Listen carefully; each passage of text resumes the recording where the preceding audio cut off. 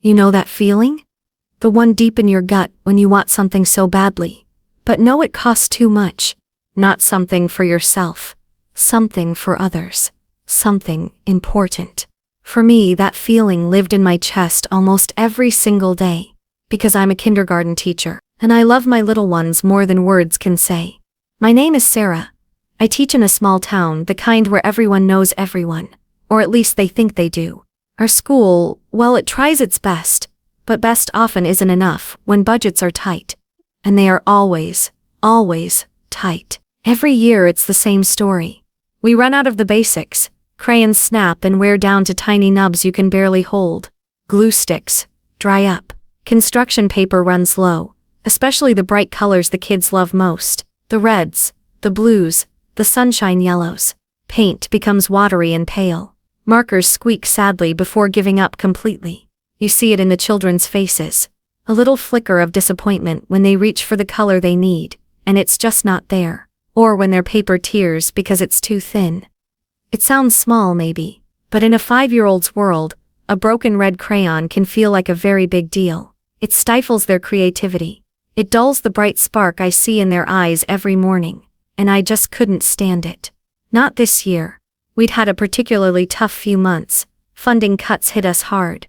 Our principal, Mrs. Davis, a kind woman with weary eyes, had shown us the numbers.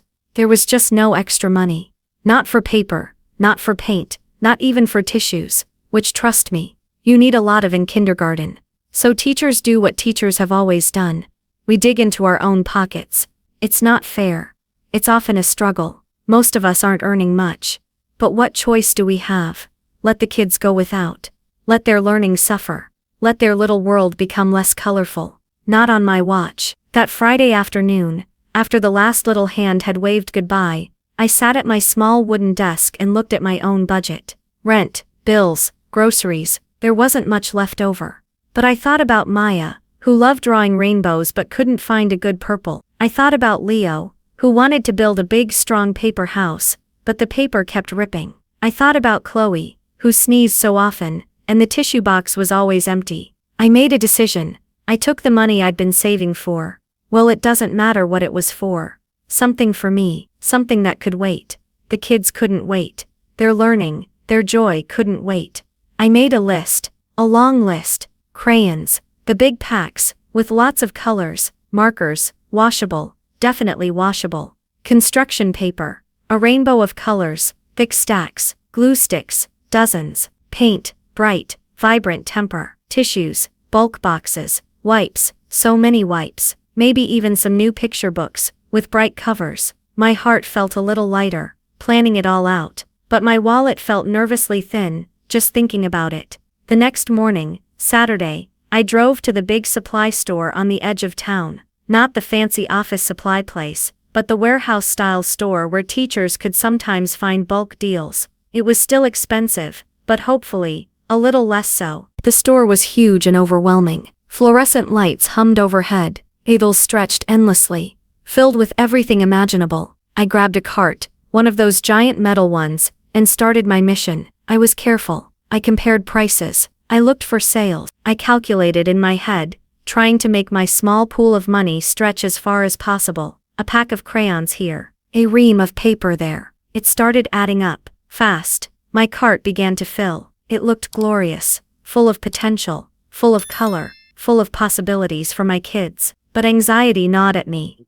Could I really afford all this? What if it wasn't enough? What if I miscalculated? I pushed those thoughts away. I focused on the children's faces. Maya's rainbow. Leo's house. I spent over an hour carefully selecting items. My cart was heavy now, piled high. I felt a mix of excitement and dread. Excitement for Monday morning, when I could unpack all these treasures. Dread for the checkout counter. As I headed towards the front of the store, I noticed a small commotion near the entrance. Nothing dramatic, just a couple of people clustered together, looking at someone. I didn't pay much attention. Probably just someone they recognized from town. I maneuvered my overloaded cart into a checkout lane. There was only one person ahead of me, a young mother trying to buy a few school supplies for her own child, juggling a toddler on her hip. She sighed as the total came up, digging through her purse. I knew that sigh. I felt a pang of sympathy. It shouldn't be this hard. Then it was my turn. The cashier, a teenager with tired eyes, started scanning my mountain of supplies.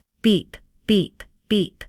The numbers on the screen climbed higher and higher. My heart pounded. It was going to be even more than I'd estimated. Way more. I took a deep breath, reaching for my wallet. This was for the kids. It was worth it. Suddenly a voice next to me said, "That's quite a haul you've got there." The voice was unexpected, low, slightly gravelly, oddly familiar, but I didn't place it. I was too focused on the scary total ringing up. I glanced over distractedly. Standing beside my cart was a man. He was dressed differently. Layers of clothes, scarves, a floppy hat pulled down low, dark sunglasses hiding his eyes, even though we were indoors. He looked out of place, like a character from a movie had wandered into the wrong scene. He gestured towards my cart with a hand adorned with several rings. "Looks like someone's getting ready for some serious art projects." I managed a weak smile. "Something like that. I'm a kindergarten teacher, just stocking up." My voice trembled slightly. The total on the screen was finalized. It was bad. I felt a flush creep up my neck. The man tilted his head, studying the cart. "Kindergarten, huh? The best age. So much imagination." The cashier cleared her throat, waiting for my payment. I fumbled with my wallet, pulling out my debit card, praying there was enough. "Teachers don't get paid nearly enough for this, do they?" The man continued, his voice soft. "No," I whispered, my eyes fixed on the card reader. "We don't." I was feeling flustered now. Why was this stranger talking to me? Couldn't he see I was stressed? He leaned slightly towards the cashier. "Excuse me," he said, his voice still low but carrying a certain authority. "Put all of this on my card." I froze. My hand hovered over the card machine. Did I hear that right? The cashier looked confused. "Sir." The man reached into a pocket and pulled out a wallet. He slid out a credit card. "All of her items," he repeated calmly. "I'm paying for it." I finally turned to look at him properly. I stared at the dark sunglasses, the hat, the scarves. "I can't let you do that," I stammered. "You don't have to, really." He offered a small smile, though I couldn't see his eyes. "Think of it as an investment in imagination." My mind was racing. Who was this guy? Why would he do this? Was this some kind of joke? A prank show? He must have seen the disbelief on my face. He slowly reached up and took off the sunglasses, and then I saw them. His eyes. Eyes I'd seen countless times, on movie screens, in magazines. Eyes full of mischief and depth. My breath caught in my throat. My heart stopped. No, it couldn't be.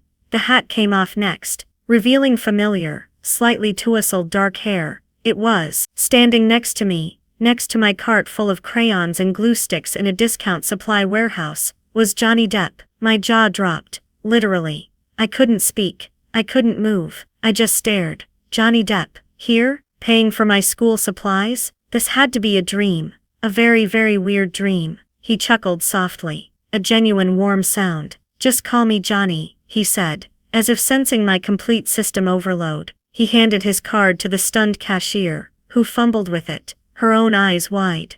"But, why?" I finally managed to croak out. It was barely a whisper. He shrugged, putting his sunglasses back on, tucking his hat under his arm. "I was just passing through town.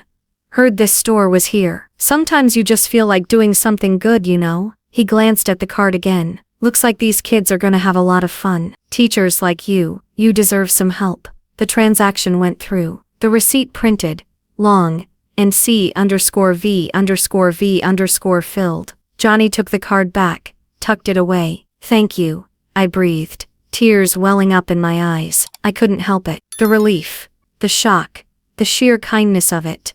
It was overwhelming. "Thank you so much. You have no idea what this means." "My pleasure," he said sincerely. He looked around, noticing a few more people starting to stare, whispers rippling through the checkout area. "Well," he said, adjusting his hat back on his head, "keep up the amazing work." And just like that, he gave a little nod, turned, and walked towards the exit. A man who seemed to be with him, dressed in plain clothes and standing quietly nearby until now, followed him out. They were gone. I stood there, stunned, blinking back tears. The cashier handed me the enormous pile of receipts. My cart was full of supplies, paid for, all of it, by Johnny Depp. I barely remember pushing the cart out to my car. My hands were shaking. My mind was reeling. Did that really just happen?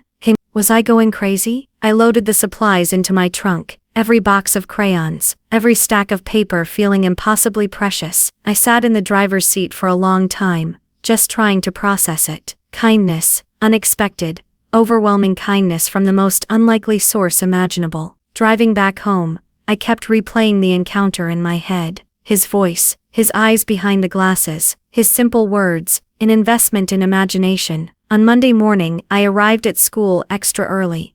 I couldn't wait. I carried box after box into my classroom. The room slowly filled with color and promise. Bright new crayons in every holder, stacks of vibrant paper waiting for little hands, bottles of fresh paint lined up like soldiers ready for fun, glue sticks galore, mountains of tissues and wipes, even the new picture books I'd added at the last minute. When the first children started arriving, their eyes went wide. "Wow, Miss Sarah," Maya gasped, pointing at the crayon display. "Look, purple, and pink, and shiny ones." Leo ran straight to the construction paper. "Is this strong paper? Can I make my house now?" "Yes, sweetie," I said, my voice thick with emotion. "Yes, you can." Throughout the day, the classroom buzzed with a new kind of energy. The joy was palpable. Drawings were brighter, crafts were sturdier. There were fewer sniffles wiped on sleeves because the tissue boxes were full. Laughter seemed to echo a little louder. My fellow teachers and Mrs. Davis, the principal, were of course astonished when I told them the story. At first they didn't believe me. Johnny Depp, in our town, in the discount supply store. But the mountain of supplies was undeniable proof. Mrs. Davis hugged me, tears in her own eyes. "Sarah, this is incredible," she said. "A miracle."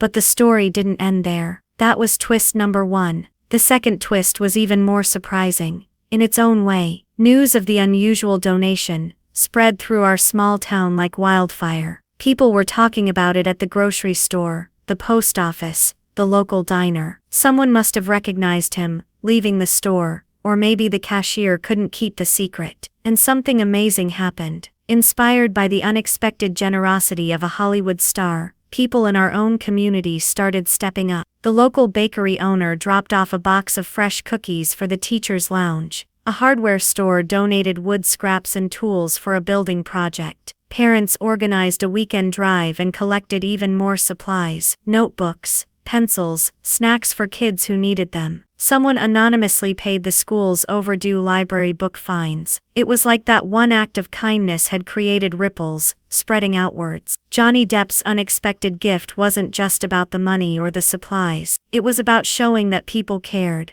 that our school, our kids, our teachers mattered. It reminded our town to look out for each other, to invest in our own children's imaginations. My classroom is still filled with color. The kids are thriving. They paint, and draw and build and learn with abandon.